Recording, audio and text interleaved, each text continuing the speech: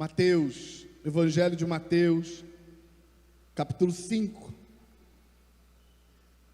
versículos 13 a 16. Eu vou contar até 3 e você lê em voz de coro. Mas aí eu conto até 3 para aparecer o versículo 13. Quando aparecer o 14, o 15 e o 16, você já segue lendo sem eu contar. Tá joia? Então vamos lá, voz de coro é quando vocês leem todos ao mesmo tempo.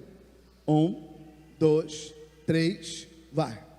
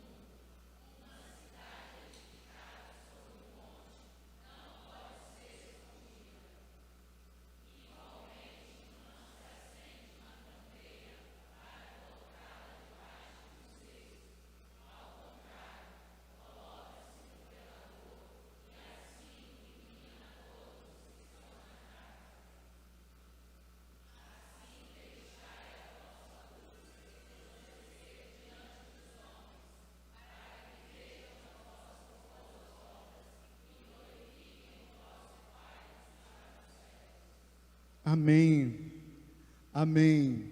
Vós sois o sal da terra, versículo 13. Vós sois a luz do mundo, versículo 14. E Jesus está falando de quem nós somos. Toca numa pessoa perto de você e diga para ela assim: é isso que você é.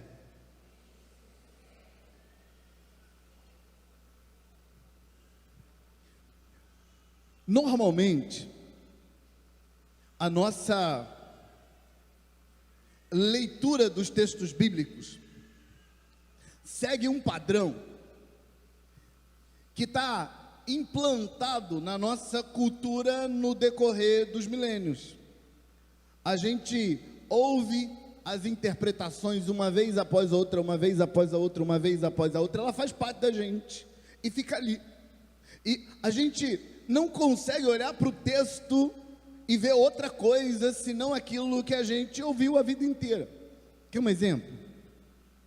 Na minha infância, a gente juntava a galera do evangelismo e ia para a rua para evangelizar.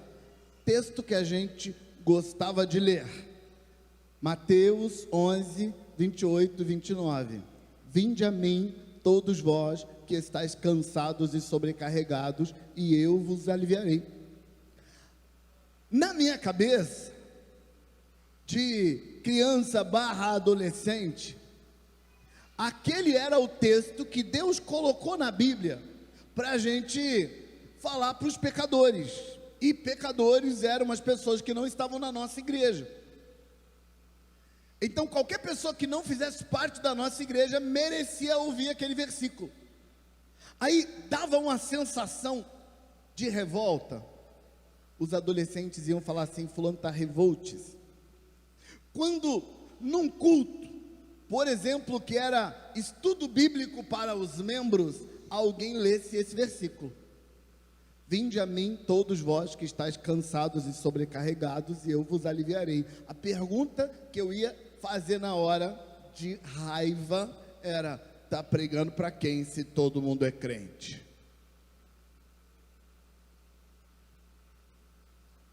Porque eu fui treinado para pensar nesse texto desse jeito a vida inteira. Aquele é o texto que Deus botou na Bíblia para as pessoas não crentes.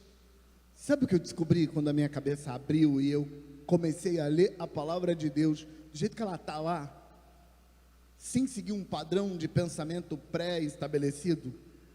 Ver o que está escrito, de onde esse texto veio, para quem ele foi escrito, quando ele foi escrito, quem estava falando, por que estava falando. Sabe o que eu descobri? Eu descobri que Jesus não falou aquele texto para descrentes. Jesus falou aquele texto para os 12 discípulos dele, para os 70 discípulos dele que ele enviava por aí. A ideia do texto é que qualquer um que estiver cansado e sobrecarregado deve procurar Jesus. Você é crente? Você é crente? Você é crente? Você é crente? Ufa, já estava ficando preocupado aqui. Meu Deus, não me assusta não, gente. Você é crente? Mas de vez em quando você não precisa buscar Jesus porque você está cansado e sobrecarregado? Então, esse texto não é para pessoas de fora. Mas, muito semelhante a isso, esse texto onde Jesus diz, vocês são o sal da terra e vocês são a luz do mundo, frequentemente, as pessoas leem esse texto e elas sentem, quando leem o texto, um sentimento de peso, de tensão, de cobrança. Por quê? Porque as pessoas leem o texto e o sentimento delas é de que Deus está falando que eu tenho que ser o sal e eu tenho que ser a luz. Mas Jesus não está falando que tem nada, Ele está falando que é o que você é.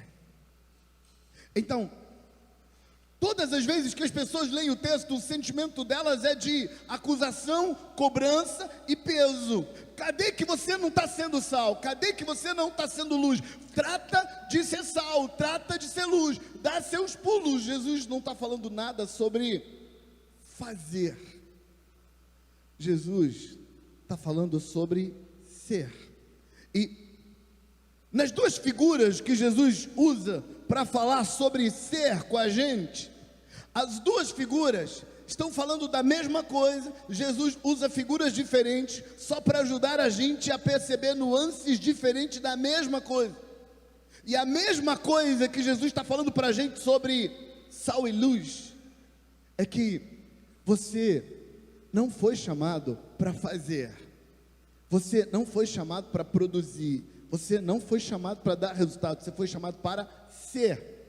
E em sendo, o resultado é natural, mas você não devia se preocupar com ele, você devia se preocupar em ser. Sabe, quando Jesus fala do sal, ele está falando da única coisa que aquele povo tinha para retardar o apodrecimento da carne, do peixe e de outras coisas que eles queriam retardar o apodrecimento. A ideia por trás disso é que o mundo tem uma natureza que está em constante apodrecimento, e você tem uma natureza que anda na contramão desse constante apodrecimento do mundo, e por causa de quem você é, o mundo não apodrece completamente, porque você é alguma coisa que está na contramão da natureza do mundo. O mundo está apodrecendo. Mas uma outra nuance dessa mesma ideia é que o mundo é trevas. Trevas no sentido de escuridão espiritual e moral. E enquanto o mundo é trevas, você é luz. Para você ter certeza de que é com você que eu estou falando, toca em alguém perto de você e fala assim: você é luz.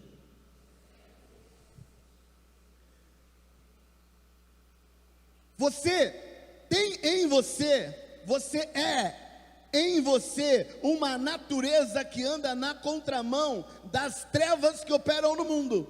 As trevas que operam no mundo no sentido moral, no sentido espiritual, no sentido dessa energia maligna, ruim, que está operando no planeta como um todo por causa da intervenção de Satanás no nosso mundo. Enquanto que Satanás é trevas, você é luz. É isso que você é. E aí nosso coração pesa, porque é gritado dentro da gente, por causa da nossa cultura, que Jesus está dizendo: você tem que ser luz, você tem que ser sal. E Ele não está falando nada sobre o que você tem que fazer, Ele está falando sobre quem você é. E a partir da perspectiva de quem você é, a partir do que você aceita o fato de que você é isso, você é sal, você é luz, a natureza de Deus está em você, e por causa do que você é, o mal ao seu redor vai sendo influenciado pelo bem que está em você. O texto que a gente está lendo, Jesus acrescenta para o sal e para a luz uma ideia. Para o sal ele acrescenta assim: se o sal perder o seu sabor, vai temperar com o quê? O sal não serve se ele não for sal, ele vai ser lançado fora e pisado pelos homens. Olha o que ele diz da luz: uma cidade edificada sobre um monte não pode ser escondida. Igualmente, não se acende uma candeia para colocá-la debaixo de um cesto.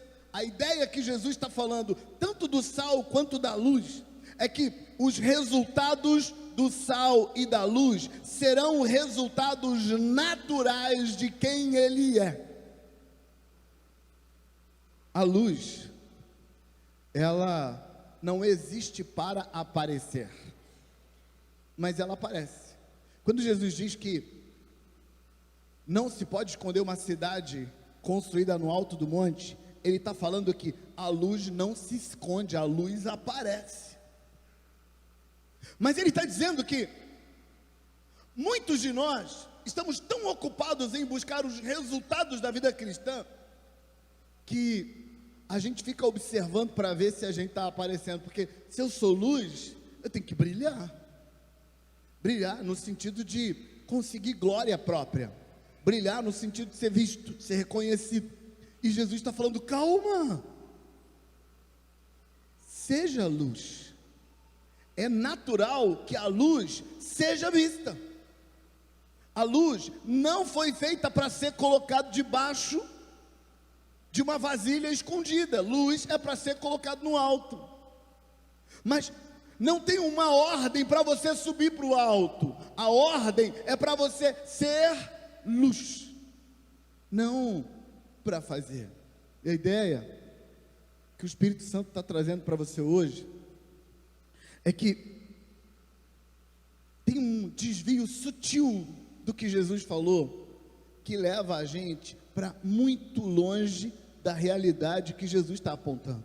E qual é o desvio sutil?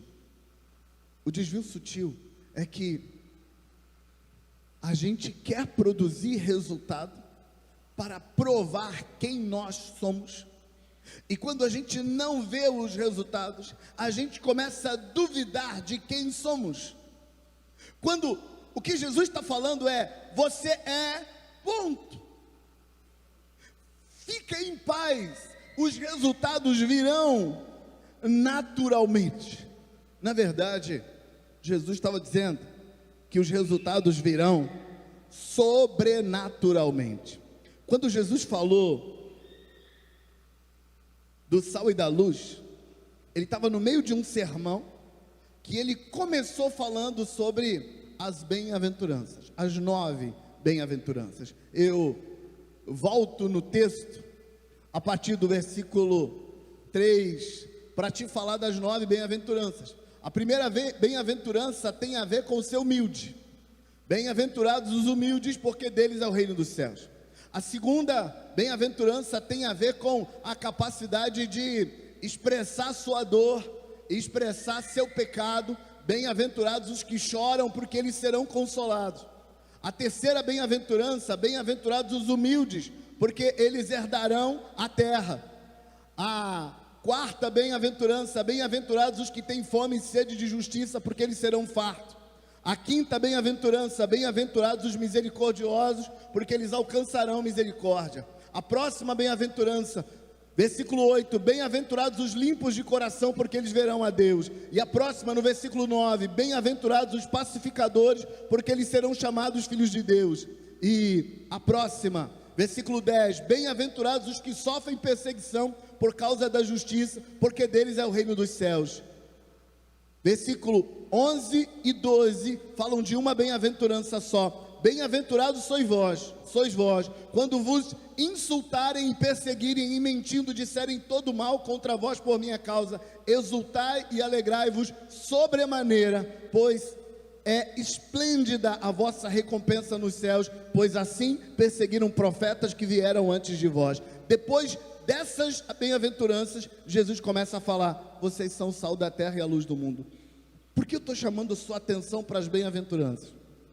Porque quando Jesus fala das bem-aventuranças, Ele está preparando o terreno para dizer para você que você é o sal da terra e a luz do mundo.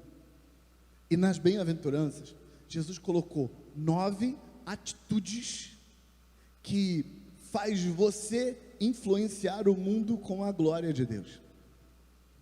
Quando Jesus fala dessas 9 bem-aventuranças, normalmente quando eu as estudo, eu percebo que você pode pegar as 9 bem-aventuranças e resumi-las em 2: humildade e mansidão. Humildade e mansidão são características que a gente desenvolve para viver bem com Deus, com a gente mesmo e com o próximo. Humildade e mansidão implica que você vai viver em paz na sua vida, fazendo o que Deus mandou você fazer. Humildade e mansidão implica que todo o seu sistema está tratado, está amadurecido para fazer o que Deus te chamou para fazer. Mas Jesus não resumiu em 2, Jesus multiplicou em 9. Por quê? Porque o número 9 é o número da sobrenaturalidade. O número 9 aparece na Bíblia toda vez que a sobrenaturalidade está se manifestando no mundo. Por exemplo, o profeta Daniel recebeu uma visão angelical na hora 9. Pedro e João curam um paralítico na hora 9. Cornélio tem uma outra visão angelical na hora 9, no capítulo 10 de Atos dos Apóstolos. A hora 9 da oração dos judeus era uma oração importante porque é a hora da manifestação de Deus. Os dons espirituais que Paulo apresenta em 1 Coríntios capítulo 12 também são 9. Os frutos do Espírito que Paulo apresenta em Gálatas capítulo 5 também são 9. Porque o número 9 tem essa simbologia de é uma intervenção de Deus. Não é você fazendo com a sua força, é Deus operando em você com a glória dele, com a intervenção sobrenatural dele. E por que eu estou chamando sua atenção? Para te dizer que as bem-aventuranças são 9. Para te dizer que a luz que você vai manifestar lá fora, a luz que vão ver em você, não é feito na sua força, não é operado porque você se disciplinou, porque você treinou, porque você avançou, porque você lutou, porque você venceu seus vícios na força do braço, porque você se tornou alguém importante, dedicado. Não tem a ver com isso. A manifestação de Deus em você, mostrando para o mundo a sua luz, mostrando para o mundo o seu sal, acontece em você de forma sobrenatural, porque Deus está em você. Então, definitivamente, Jesus não está dizendo para você assim: meu filho, você tem que ser sal, você tem que ser luz. Definitivamente, Deus está dizendo para você assim: filho, creia que você é. Filho, aceite que você é. Porque quando você aceita que você é, quando você confia que você é, sua fé vai liberar o mover do Espírito sobre você. Sabe, Paulo estava falando isso para os Gálatas. Quando Paulo fala dos frutos do Espírito, os frutos do Espírito são frutos do caráter. Quando Paulo fala desses frutos em Gálatas, capítulo 5, versículo 22, Paulo diz que o fruto do Espírito é amor, alegria, paz, longanimidade, benignidade, bondade, fidelidade, mansidão, domínio próprio. 9 facetas do fruto também, falando da sobrenaturalidade do Espírito operando em nosso caráter, fazendo a gente ser essa luz que o mundo precisa ver. Mas não sou eu fazendo. Nesse mesmo capítulo 5, quando Paulo está falando dessas coisas, ele diz assim: se nós vivemos pelo Espírito, vamos também andar pelo Espírito. Do que Paulo estava falando? Paulo estava dizendo que o novo nascimento que aconteceu com você no dia que você aceitou Jesus, foi um ato da sobrenaturalidade de Deus. Sabe, um dia você aceitou a Jesus como seu Salvador. Um dia você aceitou a Jesus como seu Salvador. Um dia você aceitou a Jesus como seu Salvador. Quando você aceitou Jesus como seu Salvador, o Evangelho de João, no capítulo 1, versículo 12, diz que a todos aqueles que o receberam, Deus deu a eles o poder de serem filhos de Deus, de serem filhos de Deus. Por quê? Porque eles aceitaram a Jesus como seu Salvador, então agora eles são filhos de Deus. Esse milagre que torna você filho de Deus, é um milagre que acontece no seu espírito e é operado pelo poder do Espírito Santo de forma sobrenatural. Você não deixa de ser filho das trevas para ser filho de Deus na força do seu braço. É pura graça, pura graça. É isso que Paulo quer dizer quando ele escreve aos Efésios, Efésios 2, 8 e 9, porque é pela graça que sois salvos, por meio da fé. Isso não vem de vós, é dom de Deus, não vem de obras para que ninguém se glorie. Mas o que eu quero te mostrar na fala de Paulo aos Gálatas é que, do mesmo jeito que o novo nascimento para te tornar um filho de Deus acontece por um milagre do Espírito Santo no seu espírito, do mesmo jeito você vai viver domingo, segunda, terça, quarta, quinta, sexta, sábado, domingo, segunda, terça, sustentado pelo poder do Espírito de Deus.